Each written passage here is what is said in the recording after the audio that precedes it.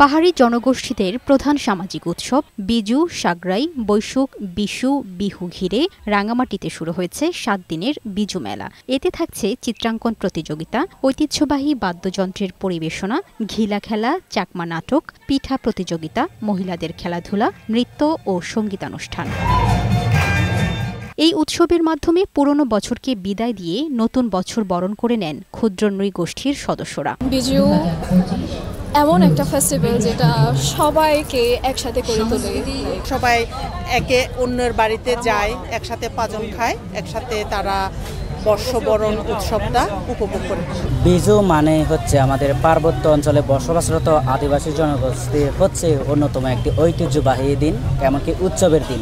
বৈশাখী উদযাপনের প্রস্তুতি শেষ হয়েছে বলে জানিয়েছেন রাঙামাটি পার্বত্য জেলা পরিষদের চেয়ারম্যান। বিভিন্ন সম্প্রদায় চাকমা, মারমা, ত্রিপুরা, পাঙ্কু, বুম সব উপজাতির এখানে আমরা সংস্কৃতি ফুটে তোলার ব্যবস্থা করেছি।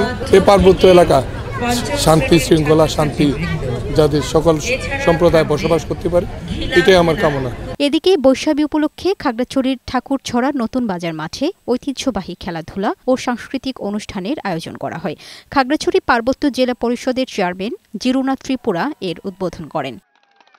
আগামী ১২ এপ্রিল শুরু হবে বৈশাখীর মূল উৎসব, যেখানে চাকমা, ত্রিপুরা ও তঞ্চঙ্গে জনগোষ্ঠী ফুলবিজু, বৈশু বা বিশু পালন করবেন।